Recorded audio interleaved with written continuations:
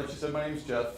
I'm pretty informal, so if you guys have questions as we're going through this, feel free to shout them out.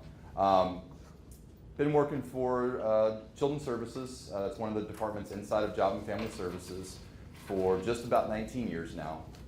Most of that time, about 17 years of it, I spent going out and investigating reports of abuse and neglect. Somewhere around 3,000 reports of abuse and neglect that I've gone out on over the years. Started off in our sexual abuse unit where we dealt with sexual abuse, serious injuries, fatalities, and then I went to our after hours unit. So in the middle of the night while things happened in the community, we were going out at 2 o'clock in the morning and making sure kids were safe. So the 241 Kids hotline, that's where I actually worked at nighttime. So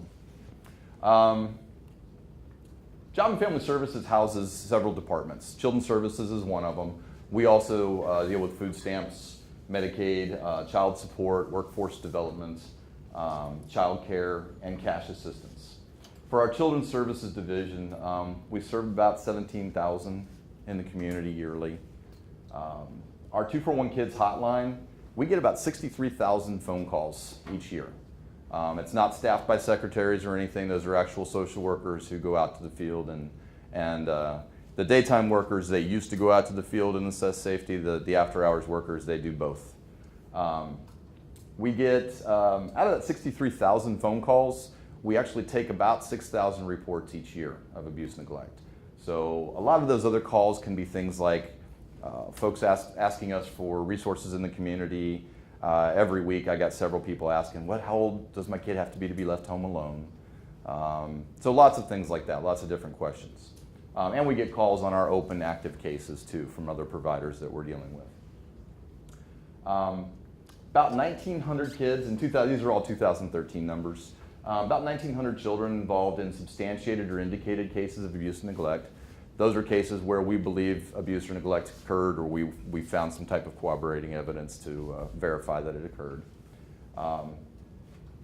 Currently, about 1,700 kids are currently in a paid placement, so that's some type of foster care, residential center, or we don't pay kinship placements. I think about 400 are currently in kinship placements, and about 250 of our children are up for adoption at any given point in time. So we actually have our own website for our kids that are up for adoption. So everybody in here is going to be a teacher, right? Are you guys in your final year? No, not even close? Next year? Very good, very good. Well, you'll be joining the ranks of mandated reporters here. There's about 30-something different occupational fields that are all mandated reporters. Basically, what you guys are required to do is by law to report any suspicion of child abuse and neglect immediately. You don't have to prove it, you don't have to investigate it. In fact, most of the time we prefer you didn't. If a kid comes to you and says something that is concerning or has an injury on them that is concerning, and you say, hey, how'd that happen? And they say, Mom did it, that's the time to call us. We've got enough information there to go on. If for some reason you call and we're missing a piece, and we'll talk about this in a little bit, they may give you a directive of a specific question to ask that may make or break whether or not we are going to take that as a report of abuse or neglect. The ranks of mandated reporters include things like social workers, GALs, CASAs, therapists, counselors, anybody who works for a school. Like I said, there's about 35 occupational fields. If, and this happens a lot these days, guys, multiple people are involved in taking a report. So the kid comes up and they've got a black eye or maybe some other injuries, and they tell the teacher like a little tidbit. And then the teacher sends them to the nurse. And then the nurse tells the assistant principal. And the assistant principal says, okay, I'm the one that's going to call this in. Anybody see a problem with that? Everybody played telephone when you were a kid? Yeah, what happens by the third person down the line? Details are missing, things change. So if multiple people are involved in getting information, making sure they're all either together in the room, conference calling, we do that all the time, people pass the phone back and forth, or everybody collaborates and makes sure everybody's got all the right information and gets to us. Because there are times, I'm sure, reports have been screened out because the information by that third person who didn't talk to the kid, didn't see the child, has a vague description of what happened doesn't get to us, and we don't get the impact from that report that it should have. So making sure that all of the information gets to us is very important. We are a 24-hour unit, so any time during the day, and most of these phone calls, guys, and I know you guys are busy in school. You've got a couple minutes in between classes. You've got things that you have to take care of during that time. Most of these phone calls, guys, are like 5-10 minutes, maybe 15 if it's very, very detail-oriented. It's very important for us to get the information earlier in the day where we can make a good decision on what to do, because if the child is reporting something extremely sensitive, what do you think of the likelihood they're going to report it if we go out to the home at 4:30 in the afternoon in front of their parents? It kind of goes down, doesn't it? Some of these things that we deal with, sexual abuse, domestic violence, things that are going to be making a lifelong impact on these children, if we can't get that information from them, if they don't tell us, we can't substantiate it and we can't really do much with it. So we are allowed by law to go see kids in school if they're going to be either in danger while they're at school or in danger upon returning home. We can see them without their parents' permission. We then have to go tell their parents that we did this and address that with them, but we are allowed to go see the kids at school. Upon making a report, you guys being mandated reporters are the only ones that can call us back and say, hey, I'd like to know some details going on this. You guys are working with the kid many more hours of the day and the week than we are. You guys are seeing these kids 30, 35 hours a week in school. We are supposed to mail you guys a letter. If for some reason that gets lost in the shuffle, just know that you can call us and say, hey, I'm a teacher, I called this report in, I would like to know some basic things. First off, did you guys initiate a report? Did you guys send somebody out to talk to these folks? Second, is this child safe? You can also find out if we initiated any type of legal action. So if we did anything with the court to make sure this child's safe, we can tell you guys that. So fairly free exchange of information, which is significant because all of our records are confidential. Like, you know how people can call in and get a police report and say, what'd you guys do when you were out there? And you can actually get the hard copy of the report. Without a court order, nobody's getting our records. And somebody in the community asking for that, that's not going to get approved. So you guys are the only ones that are going to be able to get some of that information. So who calls us? Professionals in the community by far are our biggest source of information. About 2/3 of our calls are from professionals. Non-professionals, so we're talking family members, family friends, make up less than about 20%. Unclassified, sometimes people don't leave their name, sometimes they wish to remain anonymous, not a problem. One thing I do want to talk to you guys about, does anybody work in a school where there's a policy that the teachers are not allowed to call without talking to the principal first? There are a couple school districts around here that do that. It's not up to the principal to investigate any child abuse or neglect. They have no authority in the state of Ohio to do that, and it doesn't meet your mandate. If you have a suspicion, not if the principal does, but if you do, you have the legal obligation to call. I have had teachers call me and say, hey, I'm afraid I'm going to lose my job if I make this report because we have a policy in our school that says all of this has to go by the principal, and the principal said not to report it. We've had teachers call on their way home in their cars and say, I wish to remain anonymous, but I'm a teacher and this is the policy. I'm okay with that. If you guys have to make sure you guys are employed, if you guys run into a problem like that, you can tell us because we do education in the school. We talk to the school boards, we talk to the principals, we have contact with these folks, and we can iron out some problems if we see any. But I've seen it over the years in multiple schools. It's not just one or two. So if that happens, there's a way around it. You can still meet your mandate. You won't be able to call back if you don't leave your name. If you don't leave your name and you try to call back and say, I'm a mandated reporter and I made this report, and our report says anonymous caller, we won't release any information to you. But we'll still take all the information and do what we need to with it. So there's a way around problems like that. Law enforcement these are our professionals who call in our reports. Law enforcement call in a little over 20% of our calls. They go out all the time doing well child checks. They find something, they call us. Most of the time they're things, if they're calling us, most of the time they're things that we need to respond to fairly quickly. Education professionals, about 16% over the years. Mental health professionals, almost half. So a lot of our cases involve some type of mental illness. Social services, so other social workers not classified in the, either in the education system or the mental health field, make up about 7% of our calls. So what happens when people call 2-for-1 Kids?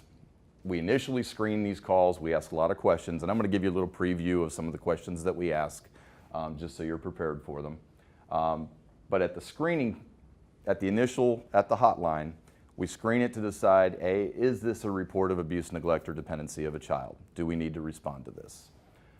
Then we decide how fast do we need to respond. We have 4 response times. First one is priority 1, you have to be there within 1 hour. Those tend to be very immediate.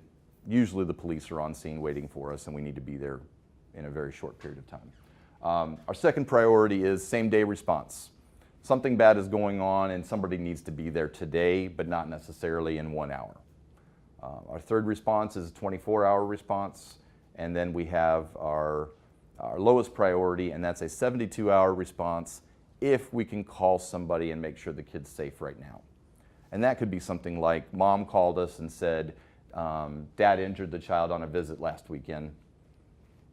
I've got the kid's not going back for a week. We might do something like that and say, okay, we might call Mom back just to make sure everything's okay, and we could initiate that within 72 hours.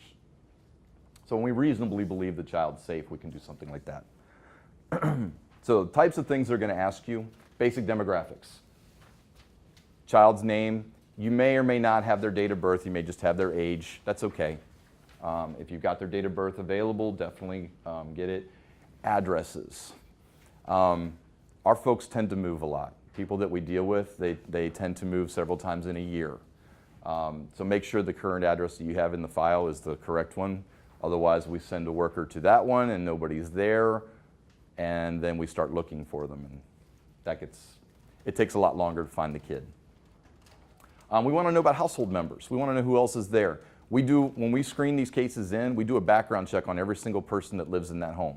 Find out their history with us, their criminal history, anything we can about these folks, because we send our workers out to these homes and we like to know if they've done something violent to somebody else for our own safety and to help us with our assessment for the kid.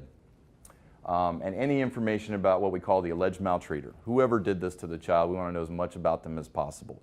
Especially, do they live in this home and do they have access to this child? For the alleged maltreatment, we want to know the type of maltreatment.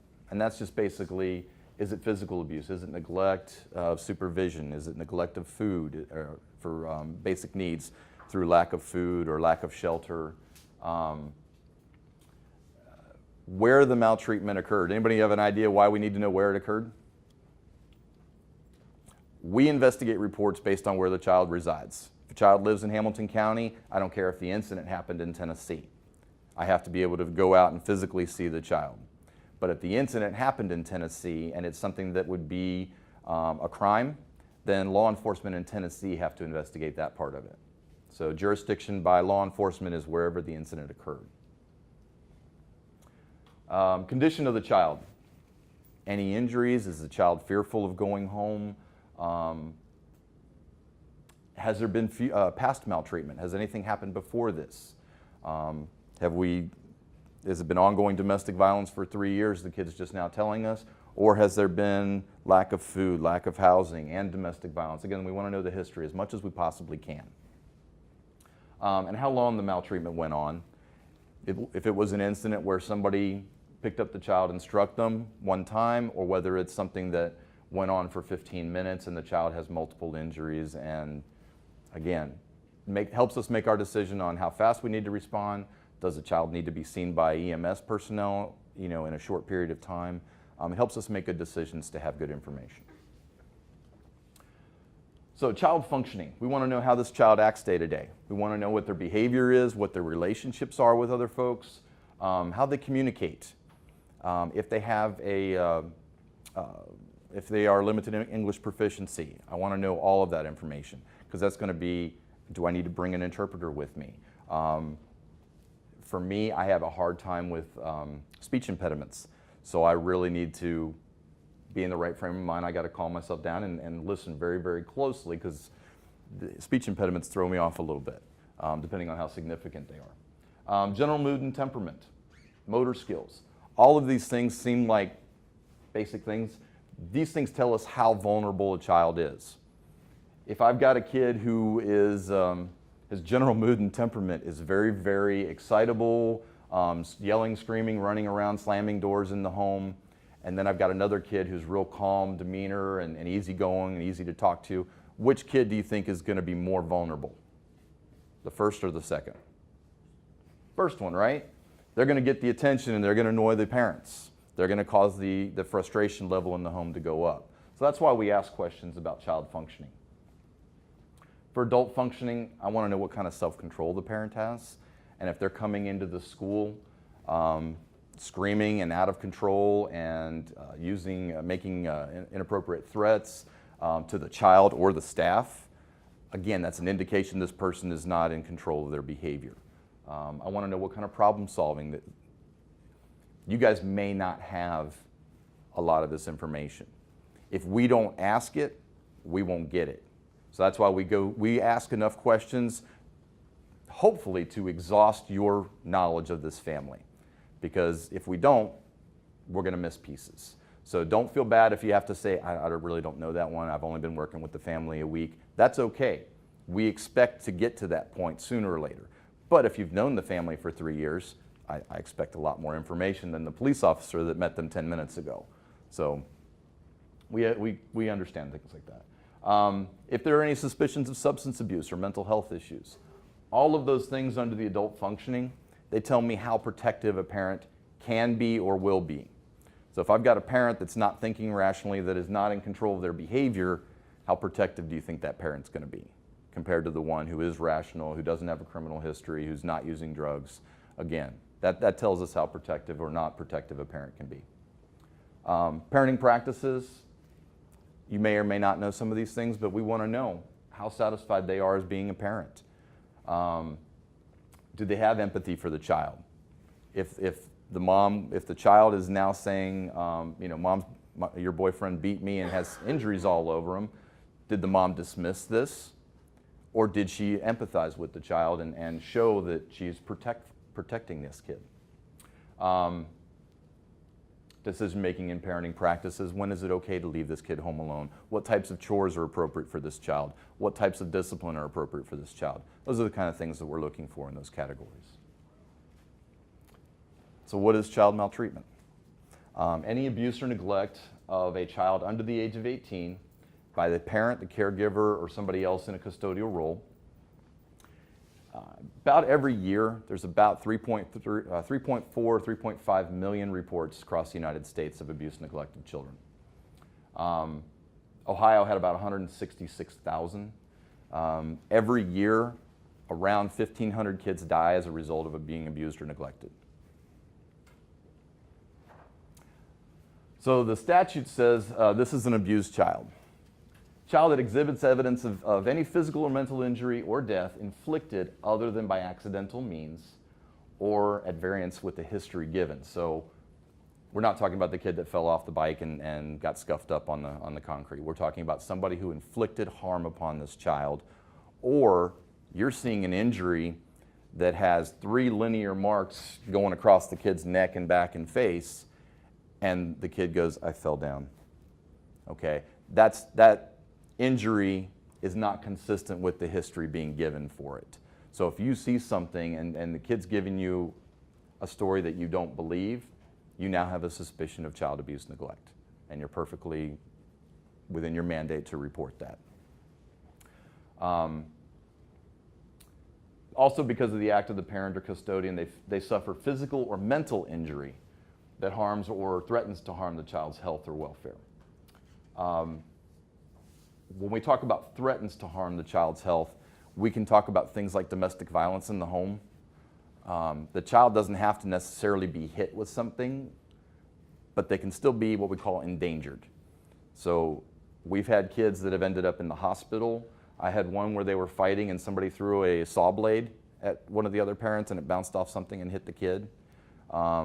We've had parents fighting literally while holding the baby and the baby was injured. So domestic violence is something that we've always taken as endangerment to children.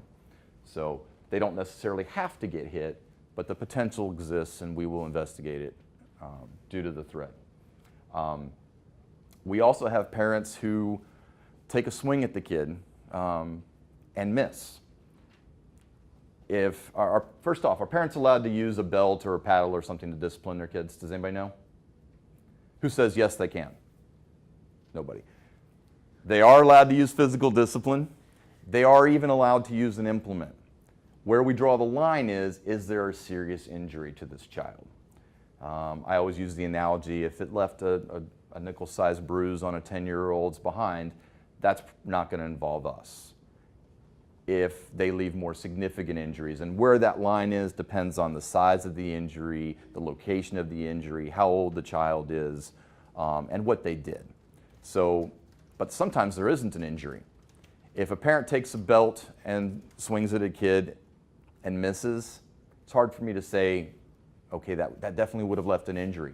But if they swing the belt buckle side at the kid's face and miss, I can consider that endangerment, because the likelihood that that belt buckle was going to leave a significant injury on the child's face threatens the health and safety of that child. I can make that argument. Mental injury is always interesting. Tends to be one of the fewest reports that we take. In my day as a worker, most years we took about 3 to 5 reports of emotional abuse. Nowadays, I think we're up to about 50. Is it illegal for a parent to cuss at a child? Anybody know? It's not illegal, is it? Where do you think the line might be? When you're affecting their feelings of themselves as a person. Now we're headed in the right direction. If their behavior causes the child to be sad and cry, probably not going to involve us. If that behavior on that child now causes that child to be suicidal or homicidal, now we've crossed a very big line, right? So it tends to be cases like that. We've had cases where, and children have different levels of resiliency, right? You can have one kid where this kid here you can yell and cuss at, and it may not affect them that much. They may not be happy about it, but it may not have a serious lifelong impact. Whereas this other kid, same behavior, might cause that same child to be suicidal. So emotional abuse is based on the behavior and the effect on the child.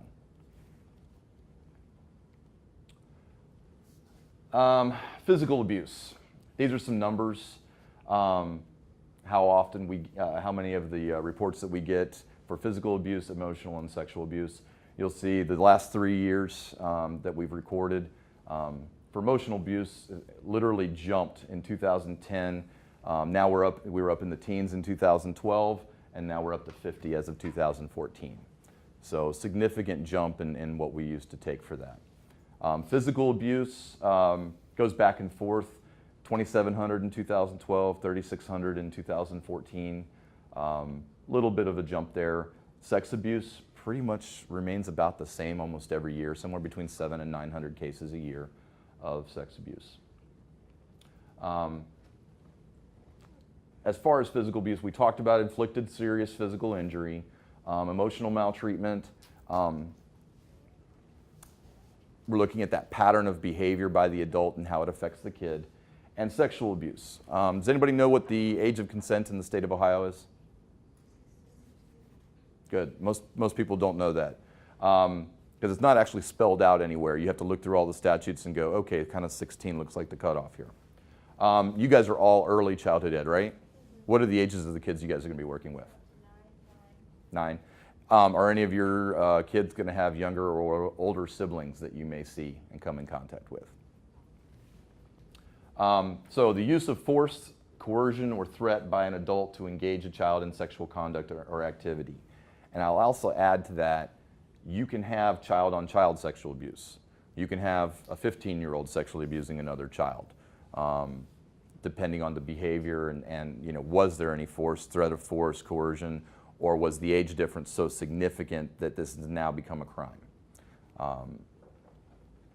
As a general rule, we kind of look in that 4-year age bracket. So if the kids are less than 4 years apart, and certain other criteria, I'm not going to get into all the specifics, but 2 teenagers, 2 years apart, no threats of force, coercion, or anything, and neither one of them are an adult, probably not something that would fall under sex abuse.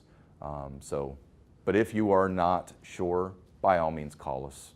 We'll document it. Everything that gets called into 2-for-1 Kids gets documented. Whether or not we take it as a report or not, your information will be in there forever, and we'll be able to, if you ever need if you ever say, hey, I've called about this before, we'll be able to pull it right back up.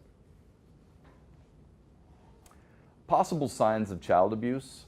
I do these because these are the things that we look for, but almost nothing on this list is something that's going to be, okay, they have this one, so that's absolutely child abuse. Because there's a lot of reasons why kids get injuries. We have to look at it, but these are some of the things that we look for. Bruises and burns, cuts and scars. Guys, I've had a kid that was at school.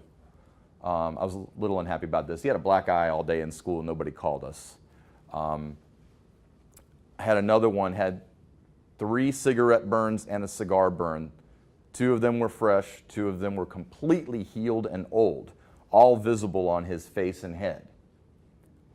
They kept changing schools, but if you see an old scar, perfectly circular old scar, about 3/4 to 1 inch in diameter, that might be a cigar burn.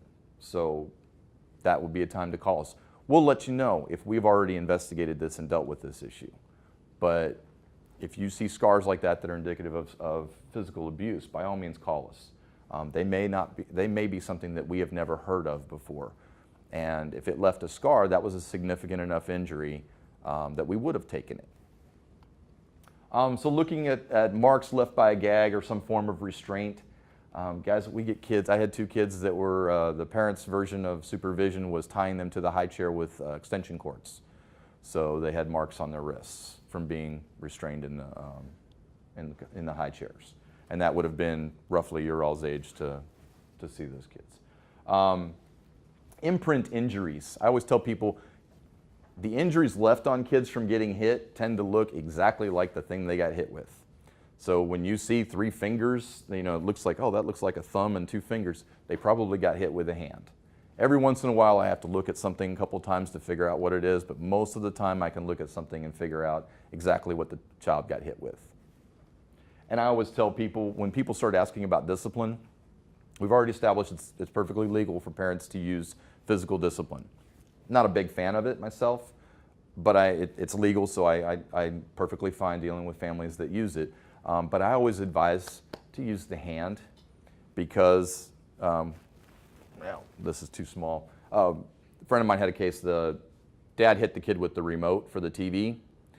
You have no idea when you're using an implement to hit a child, you have no idea how hard you're hitting because there's no feedback. You spank a kid on the butt with your hand hurts if you hit too hard, right? If you use an implement, you have no idea how hard somebody's hitting a child. So I always advise, if you're going to use discipline, physical discipline, don't use an implement.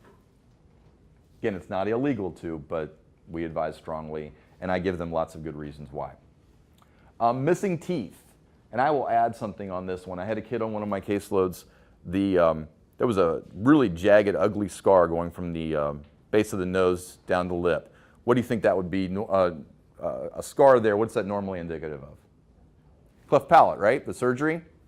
Yeah, but this one was really ragged. It was kind of back and forth. It was not a good surgical scar. Nobody ever asked the kid what happened. She'd been kept out of school for probably weeks and weeks until it healed. She got punched in the face and it split her lip from here all the way up to here. It was completely apart. And they taped it until it healed. So there was no stitching, no medical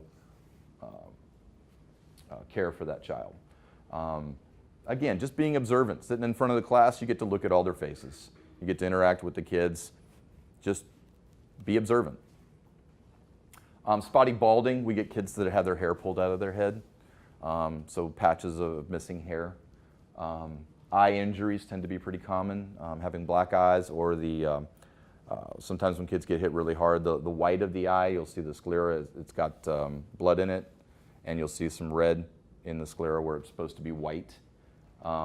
Broken bones, obviously, you're not going to be detecting that, but you may see an arm, or you may see a kid, especially a young nonverbal kid, that's not using a limb.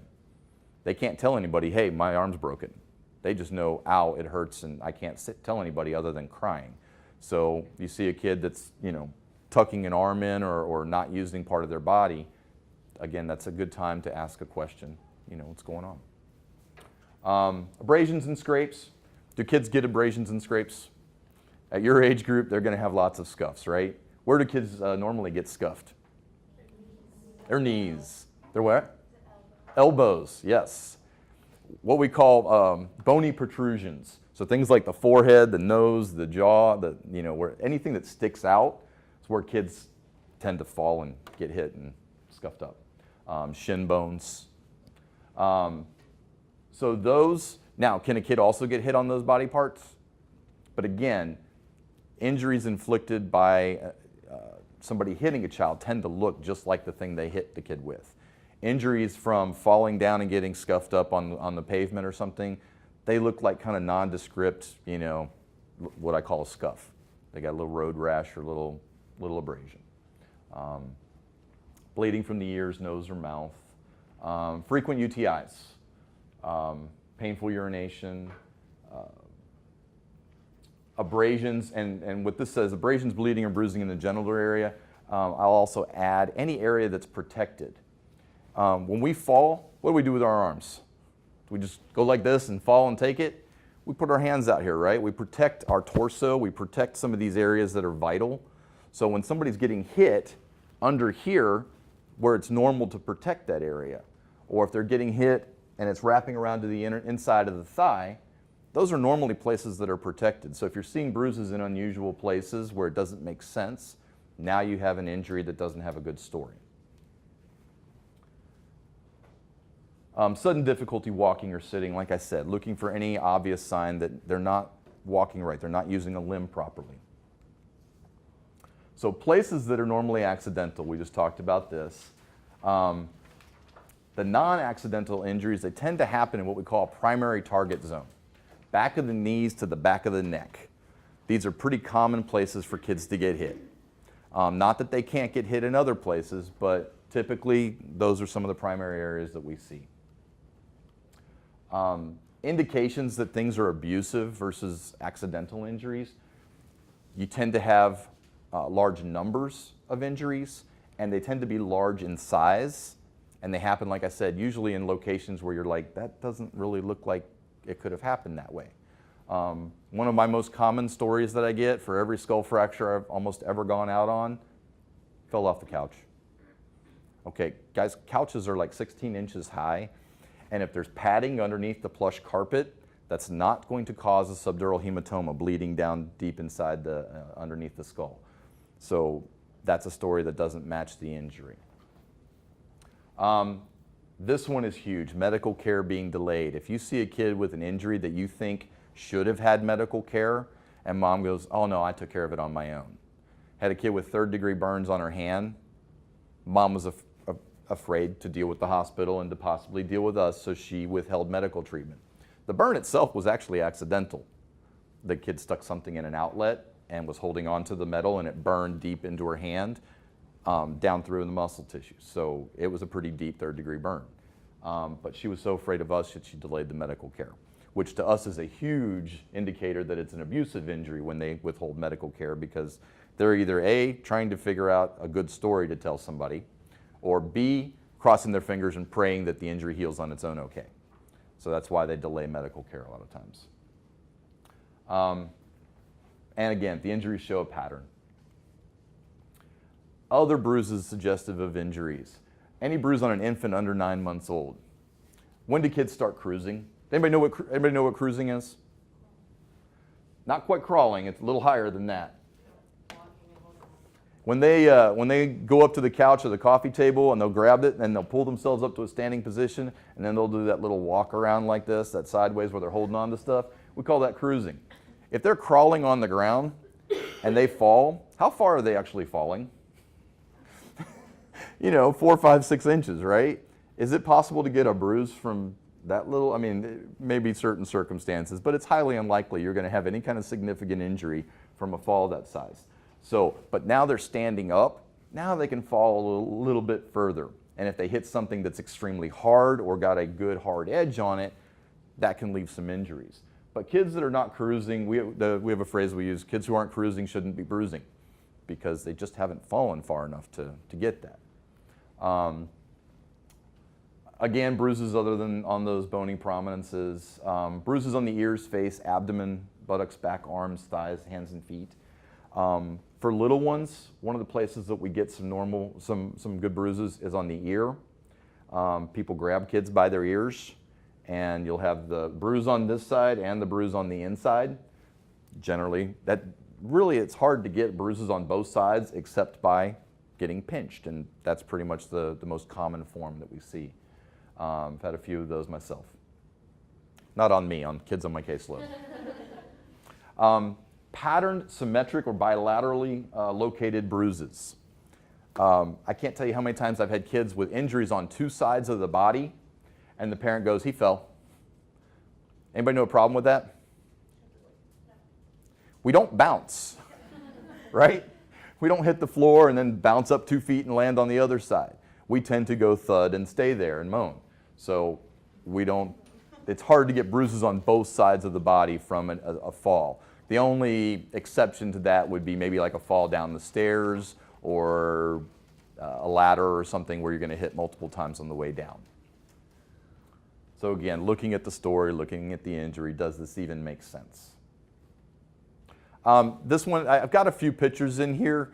They are fairly typical cases for us, but they're probably not things that you're used to seeing. So this little girl here, you can see some of the pattern bruising on her back. First off, it's in a nice line, what we call a linear bruise, but it has a pattern to it here. Yeah, it kind of matches the pattern on that belt over there. Has those metal studs on it.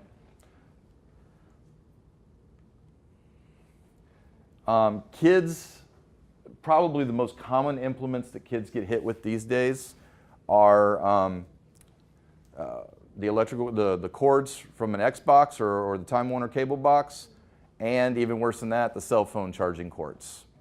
The thinner they get, the more likely they are to cut the skin. A paddle is 4 inches wide generally and covers a large surface area. It doesn't tend to break the skin. It can leave a good bruise. But these cords that people are using nowadays a lot are so thin. It's kind of like when women are wearing high heels. All that force is concentrated on that real small spot. So when they use a cord, all that force is concentrated in that little looped section, and it tends to cut the skin like this did here. He got hit, I don't know if you can see, it's 3 times from different angles on there.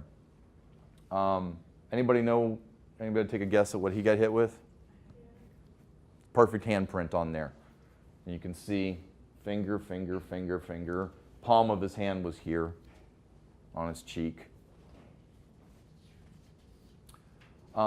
Anybody take a guess at one of the most common reasons little kids get hit? Crying. How often do kids cry each day? A whole heap. Average, I think, is between 3 and 4 hours a day kids cry. That's just your normal, typical kid. Anybody dealt with a colicky kid? Then you really saw the long days. They seem to never stop. And there's no reason for it. You can feed them, you can change them, you can rock them, you can do whatever you want, and they will still cry forever. So crying, people get very frustrated at crying. Probably one of the most other common reasons for real serious injuries is potty training accidents. People getting very frustrated at trying to potty train a kid. What's a good age to start potty training a kid? When they have verbal skills, right? When you can communicate and that's the bathroom, that's where you go, and be able to have good communication back and forth. So yeah, 3 is a good age. We have folks that are absolutely trying to get their kids potty trained by 12 to 18 months. How frustrating do you think that's going to be for a parent? Very unrealistic expectations that are not going to get met most of the time. Now, I did have one grandma on my caseload that was Johnny on the spot. She had the kid, no diaper on, and she was in a very non-stressful way, just, literally every 5 minutes. She's just taking the kid to the bathroom and making a game of it. But she had no job. She was a stay-at-home grandma, and she now had the kids in her care, and she wanted that kid potty trained. Why do parents want their kids potty trained quickly? They don't have to buy diapers. That's a huge expense. What's the other one? Well, changing diapers gets, old for everybody. How about getting kids in daycares? They can't get them in the daycare. For a lot of these daycares, they won't take them if they're still in diapers. So there's a lot of stress on them to get that done quickly, way too quick. Oh, I guess I should have used that slide and asked you what the injury was for. I forgot my coworker put that on there. Duh. All right. We talked about injuries to kids' ears and missing hair, scratches from fingernails. That is obviously, the kid got pinched by the ear, and this is the fingernail scratch that occurred there. This is kind of faded. That's the bottom of the kid's foot. It's a thumbprint from grabbing the kid by his foot and pulling him. So again, all these little bruises in places that are fairly protected, right? I mean, we don't tend to get too many gashes behind my ear back here. I'd have to be shaving really poorly that day. Cigarette burns. Used to be a lot more common. We kind of go through phases. There are some years that I had some and some years that I didn't see any at all. Can cigarette burns happen accidentally? Yeah. Absolutely. You get those little 2- and 3-year-olds running around at picnics and stuff, and what do people do with their cigarettes? And they walk around like this with them in their hands, right at shoulder and face level for these little 2-year-olds. So they can get burned. The burns that tend to be accidental are more comet-shaped. They're kind of elongated because it's kind of like brushed and going on by. Still burns, still leaves, but it tends to be real shallow, and it tends to be, like I said, more oblong or comet-shaped. Burns that are deeper, perfectly symmetrical, tend to be things that people purposefully did, pushing in. This one here, whoops, that's from an iron, but it doesn't actually look like an iron burn. I had to get the full story to figure it out. He held the iron above the kid's leg and hit the steam button. So this is because the baby was crying too much. So Is there a bruise there too, or is it shadow? this is burned, whoops, wow, didn't mean to do that. This is all burned up here. This is where the steam went up underneath the shirt.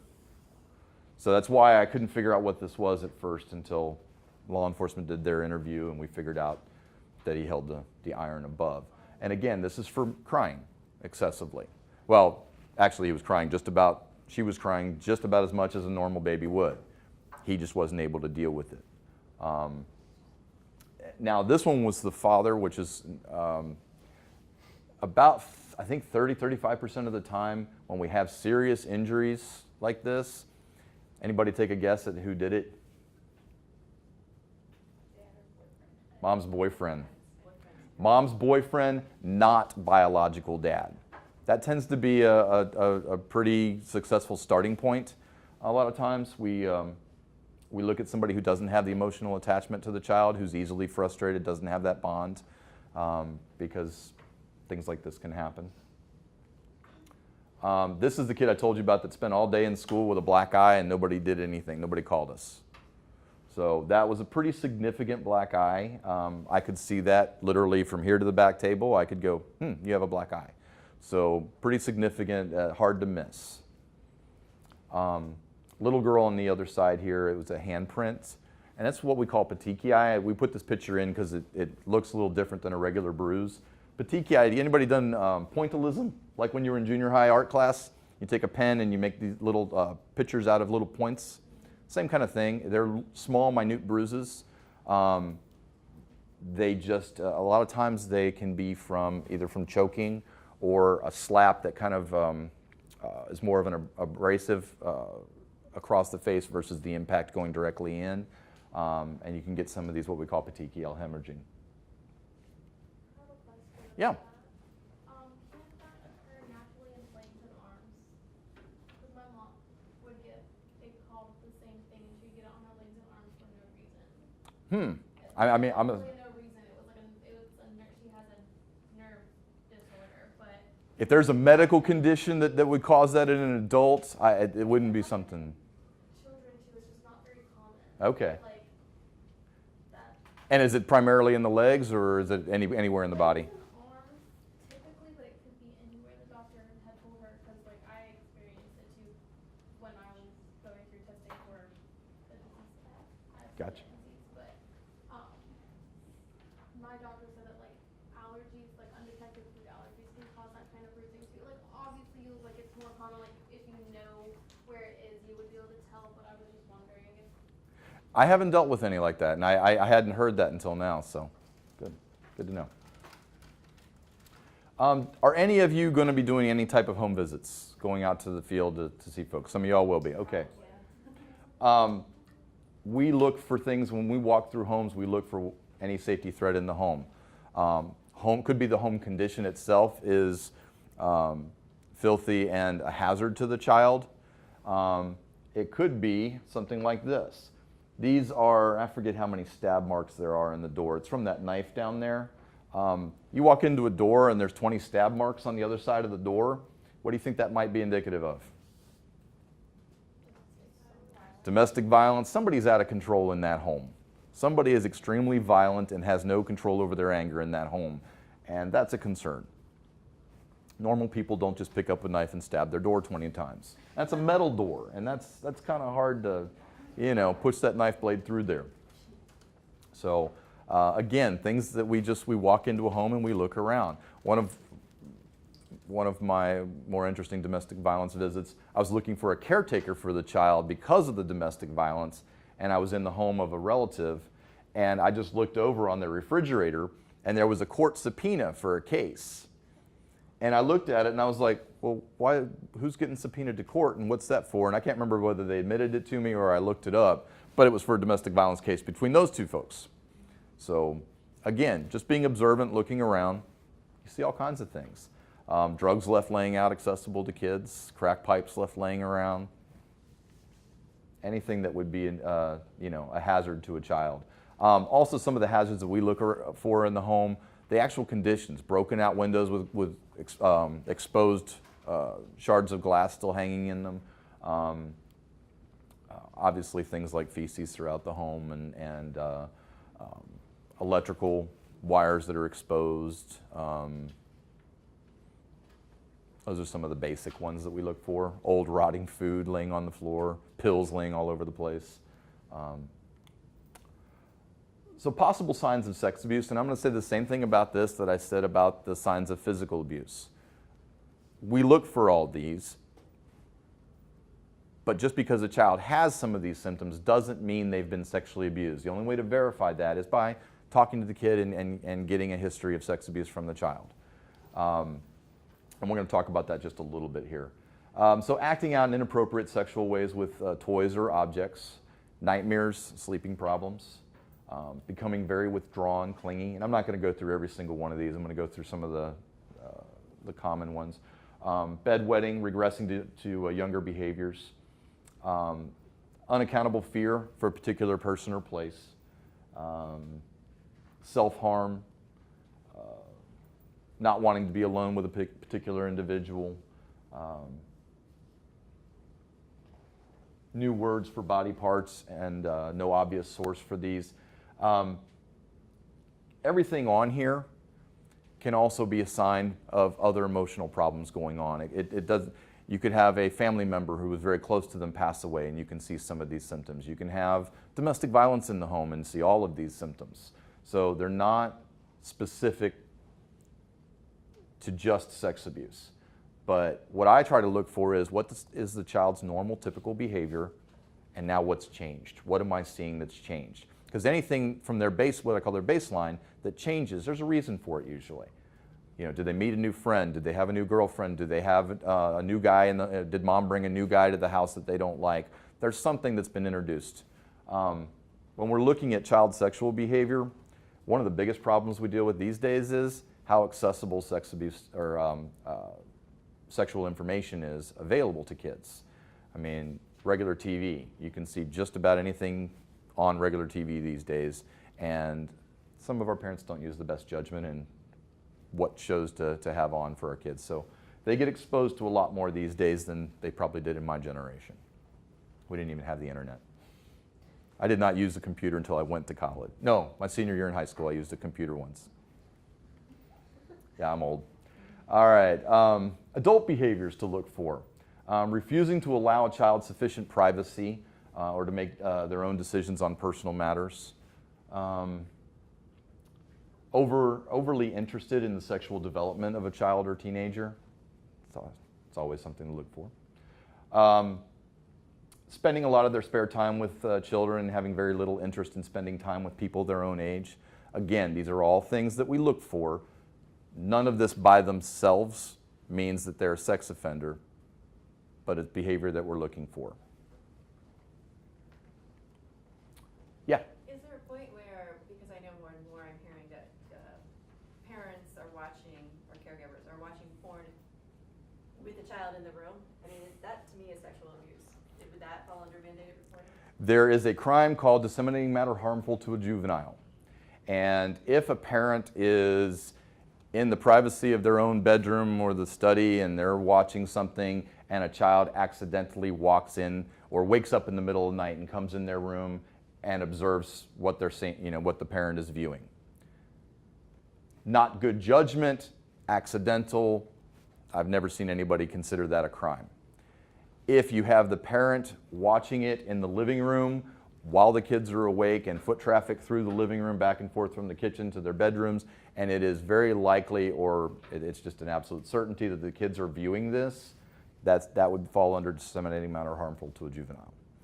Definitely a criminal act, and many times could be something for us to be involved in. Defining a neglected child. When we talk about neglect, we talk a lot about basic needs. And anybody take a stab at what some of the basic needs of a child are? Food, gotta eat, right? Shelter. Clothing. They don't have to have a bed, but we definitely have to have a safe place for them to sleep, their home, their shelter, whatever it is. And supervision tends to be a big topic for us. Anybody know what age group a kid's allowed to be left home alone? 14? That'd be a good age. 10 would be, I would be happy with 10.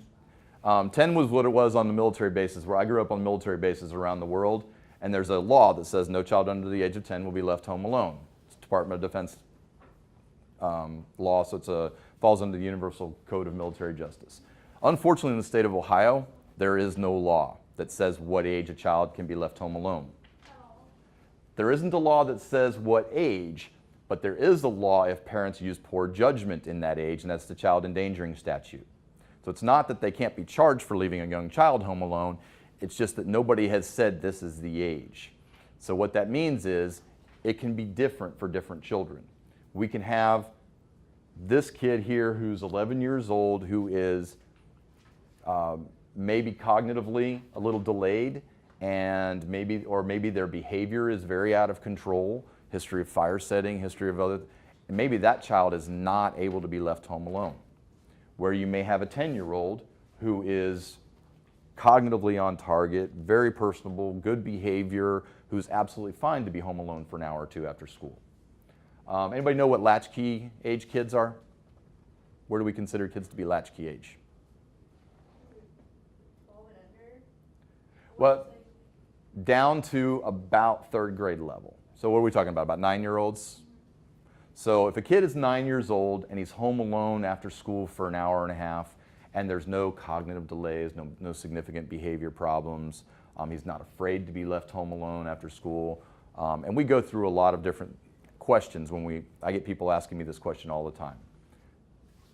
My response at that point would be, it sounds, if all of those things are okay, it sounds like something that we would not investigate as a report of abuse and neglect.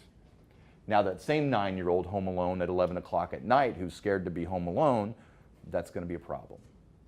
So we look at the age, the development of the child, the time of day, the length of time, and do they have access to some adult, either by phone or somebody in their apartment building that they've got we look at all of those things to decide, is this appropriate or not?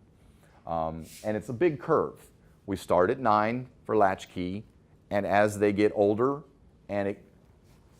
we could foresee that they could be there later in the evening. What is a good age to babysit? 14, again, that'd be a good age. I would never use anybody under 16 myself as a babysitter for my kid, but the Red Cross starts certifying kids to babysit at age 11. Yeah, it's pretty young. It's pretty young. That being said, yeah, you have a question? I was gonna say, like, along with that, like, an 11-year-old watching, like, their younger siblings, if they're, like, 6 and up, like, that's okay. I see, like, but, like, toddlers and still in diapers, that's when it becomes, like, fuzzy. And I'll even get a little more specific than that. An 11-year-old watching, let's just say they're watching a 5-year-old after school for a couple hours till about 6:30, 7 o'clock when mom gets home from work.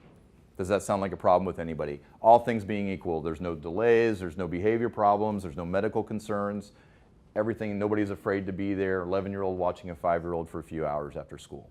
Anybody got a problem with that? What about an 11-year-old watching 1, 2, 3, and 6-year-old until midnight? Okay, somewhere in there is the line, and we have to gather all of those little details, which is why we ask so many questions at the hotline level, to get all those details to decide what's appropriate for this kid and should we be involved with this. It's a hard question to ask because nobody will put down an age.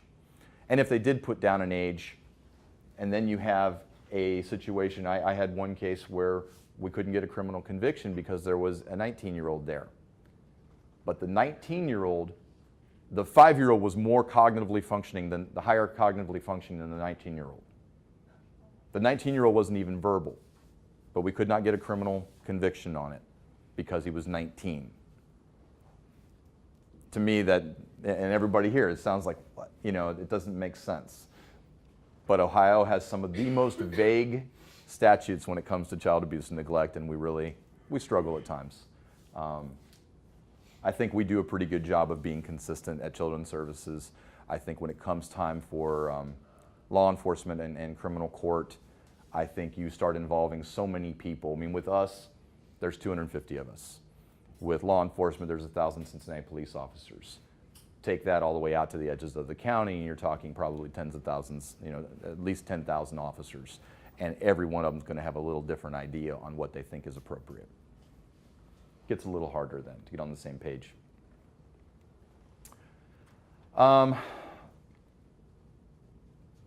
As far as the rest of the neglect things, what about somebody who is going from house to house, what we call couch surfing? They move 3 times in 6 months, going from grandma's house to the aunt's house to their best friend's house, but they still keep the kids in school. They still feed the kids. Does anybody think those kids are being neglected? I wouldn't consider it neglect. Do I think it's impairing their schooling? Absolutely. Every move that kids do, how far back does that set them in school? 4 to 6 months. Every time they move, it's going to set them back. So if they're having multiple moves, it is going to affect their schooling. But if the parent is doing their best, making sure the kids have a safe place to sleep, and still getting them to that school, we are probably not going to be involved in that. But if you have concerns, maybe they're missing too much school, maybe they're not getting the kids up in the morning, and maybe they had to spend one night in their car because they didn't have shelter. Now it's crossed that line where we can be involved. Some of the other types of neglect that we deal with is medical neglect. Actually, it's pretty common for us. Our parents, if they have a prescription for Adderall for their kid who's ADHD, are they required by law to give that to the child? Everybody's in agreement? Okay. Yeah, we can't do much about that. Parents do have the right to choose medical treatment for their children. But let's say the kid needs a blood transfusion or they're going to die. Or it's likely they're going to have serious lifelong impact if they don't have a particular medical treatment. We can step in those cases. Some of the most common ones that we deal with are managing diabetes. That's probably one of our most common cases is parents either mismanaging it or telling the 8-year-old child they're in charge of managing their own, doing their own testing the blood and giving themselves their injections. So those types of things lead to kids having to go to the ED a couple times, and then we get involved for medical neglect. We can also become involved with medical neglect. We've had kids who had injuries and the parents were afraid to get the kid treatment. We also get kids that are suicidal and the parents blow it off. And they say, oh, he's fine, he's not really suicidal. The kid told us he wanted to go home and hang himself tonight. He was very specific about the time, where he was going to do it, and what means he was going to use to do that with. That's fairly serious. It's not just, we get some kids that are like, I just don't want to live anymore. You get those teenagers that go through that phase and they will make statements like that. Let professionals make those calls, okay? Has anybody heard of Mobile Crisis? They come out to the schools to talk to kids for mental health concerns like that. Make sure if you have a kid who's doing something like that, make sure your administration knows what's going on. Make sure the parent knows that this kid has made this threat and that they take it seriously, and you have to make sure that the kid is being seen. Again, if they just make that very general statement and you feel comfortable talking to them, if they just said, I just don't feel like being here anymore, that's pretty vague at that point. I would want to know, do they have any specific plan? But if you're not comfortable doing that, get somebody who is. Yeah? What about dental? How does that fall under medical treatment? Absolutely falls, especially with some of our younger kids.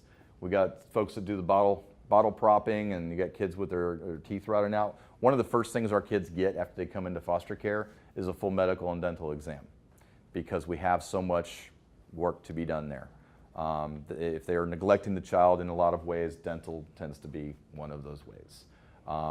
If it's causing the child pain, if there's obvious discomfort as a result of the neglect of their dental care, that's probably when we get involved. If they're talking about having to pull 5 teeth from this kid and he's 9, we've got some problems there. So we tend to get most of those either from the hospital or from the dentist's office, usually from Children's Hospital a lot, I would assume, or other primary care pediatricians, or when the kid comes into foster care. That tends to be when we find some of that. Educational neglect, obviously one of the areas you guys will deal with. Anybody have a policy in their school about when they call exactly? Like how many days does a kid have to miss? It's pretty vague, isn't it? Yeah. We push back on the schools. The first time, it's up to the schools to file failure to send charges with the parent. If that does not rectify the situation and the parent is still not sending the child, then we will become involved. So expect that. You can report it to us. We will definitely document it, and it's fine to have in our system so that we know the next time you guys call, hey, we advised them of this, they did this, parents still not doing what they're supposed to be doing, now we will become involved. Another suggestion is don't wait till May 25th to call us. There's not a whole lot we can do at the last week of school. We do get calls all through April and May about educational neglect and people telling us kids have missed 40 days of school this year, and we're like, they got like 3 weeks left. After spring break, they're pretty much done. So calling us earlier rather than later on that is better. Signs of neglect, things like dehydration, poor and proper hygiene. One area that I did skip, we talked about food. What do you guys think is the threshold for when we should be involved with lack of food? Does anybody think pop and chips all day long is appropriate? Nobody, right? Leads to that hyperactive behavior that we love so well in school classrooms. For our threshold, if somebody tells us a child has not been fed for a day, we're going to be initiating a report at that point. If somebody tells us the kid's missing 1 meal a day and getting 2 meals at school, probably not going to be a report for us. But what do we have to be concerned about if they're missing that 3rd meal at home every day? The weekends. So that's a good question for your kids. What are you getting to eat on the weekends? Because if they're missing all day Saturday every week, that's going to impact them. I mean, missing a meal a day is going to have some impact, but kids can still thrive on 2 meals a day. It's just not optimal. If you have minimal information, because we get people calling us saying, hey, the kids tell me they're not eating. I've seen them go in the garbage cans trying to get food or stealing food off of another kid's plate at lunchtime. And the kids lost like 15 pounds in the past 3 months. They're they're sleeping through class. They have no energy on the playground anymore. Now you've given me signs and indications that this child is now being malnourished. Most of our failure to thrive kids are under 2 years of age, but we can have them older. But we have initiated reports regarding 10-year-olds, 12-year-olds that aren't being fed properly, absolutely. They don't even necessarily have to reach the threshold of failure to thrive. Some of the other neglect, some of the stuff you guys will deal with. Schools are excellent at dealing with kids with clothing issues. We very rarely get them because all my friends that are school social workers tell me that they deal with this stuff in the schools. Kids coming in with filthy clothing that doesn't fit properly, no coats. Tends to not be an issue for us because it gets resolved at your all's level. So, yeah. Well, I was going to say, I mean, schools so often do just deal with it themselves, but shouldn't they still report it because it is a situation? If they're correcting it and there are no other problems, if the problem is pretty much poverty and the school is filling that gap, then it's being met. And I think we're okay with that. If you wanted to report something like that, by all means, we would take it. And the school can tell us, hey, we already took care of this, but we wanted you guys to know. We would document the information. It might even be an active case with us. So then we have an active worker who now has some more information. So anytime you guys think you need to call, we might already be active with this family. We already might know them and have an open case. Yeah. Does that work for the food too? Because I know that at least with my school we have they're called power packs, and the kids get food at home for the weekend. If you guys are filling the gap and the child is never missing a meal, or never going a day without food, and they're gaining weight, they've got good activity, they don't look malnourished, then you're meeting the need. It's kind of like if grandma steps in, if mom's not supervising the child, but grandma lives in the home and grandma's filling that gap, we're okay with that. We wouldn't be involved in that. We wish mom would step up, but if grandma is, we're good. As long as the kid is getting those basic needs. You guys will probably also deal with things like missing glasses or hearing aids or things that are important for the kids to do well in school. Improper medication management, you guys might find out about that as well. Yeah. So if you have a student come up to you and tell you that their water got shut off for a week, is that a case where obviously they're coming in with dirty clothes and not showering, and is that a case that you would call in? Or? Absolutely. At that point, you added the details that I wanted to know. Just not having water running in the home can be a problem. But I've also had kids that lived in the house here, and 2 houses down was grandma's house. And they go right down there to use the bathroom, they go down there to take a shower, they're getting their basic needs met. But in your situation, you gave those extra details where they're not bathing, they're not getting their clothes clean, they're coming in filthy and weeks on end of not getting that. That sounds like a report of neglect. Let's see. just a couple of pictures of one of my friends' homes that she went out to. This would be some examples of filthy home conditions that are a hazard to the child. Again, lots of feces throughout this home, plumbing that didn't work. This one would be a little more subtle. For me, I walk into a home, I know exactly what this means. When somebody is duct taped or the other window was spray painted black, somebody's trying to keep people from seeing in. When they're drilling and tapping holes to put padlocks on doors, they're locking children in rooms probably. That's where my mind goes, and I have to ask questions to get some information about that. These two kids were being locked in their basement. They had two beds that were filthy. It was a bunk bed in a basement, and that's all they had. So they were being locked down there every night. That was the padlock on the exterior door. The kitchen door that went to the basement was moved around. They drilled and they put a deadbolt on that door, so it was a keyed deadbolt. So those are things to be observant about. If you're doing home visits, if somebody has drilled and tapped and put a latch or a padlock on a bedroom door, there's no good reason to lock somebody in a bedroom, right? So those are things to be observant about. Another thing to be observant about when people are locking the food up. Now, in this particular freezer, they had a bunch of ribeye steaks and a Tony pizza. I guess they wanted to save that for themselves. This is the same home where the kids were being locked in the basement, so they were also restricting what the kids were allowed to eat. They were eating like rice and peas. That was pretty much all they were getting. So behavioral signs of child abuse, neglect.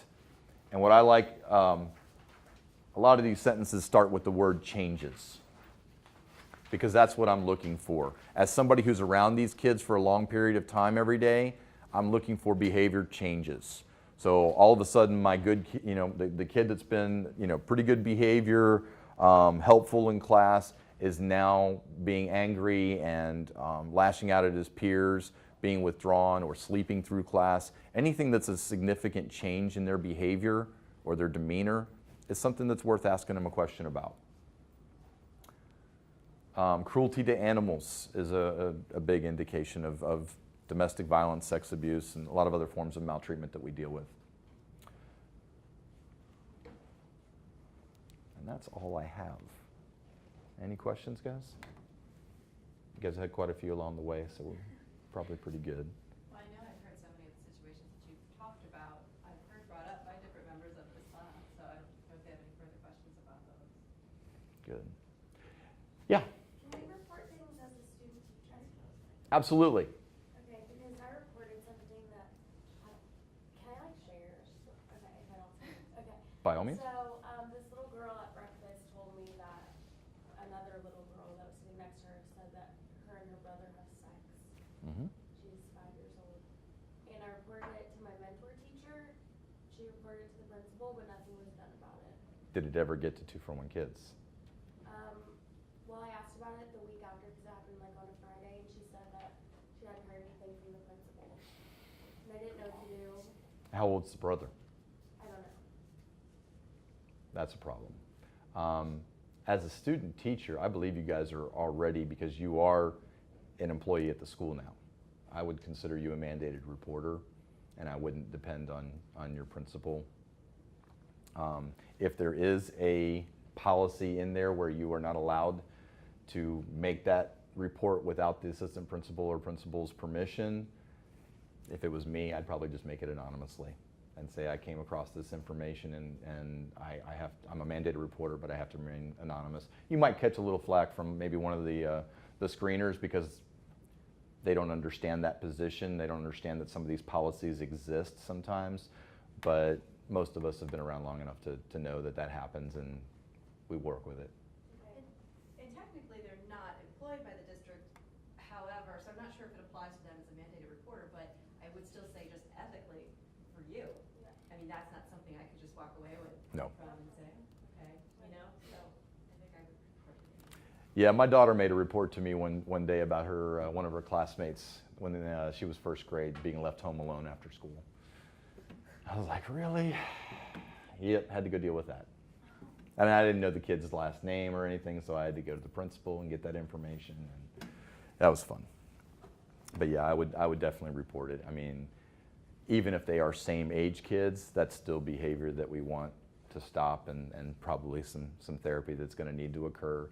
If he is older and it's something that by statute would be sex abuse, that's even more significant there.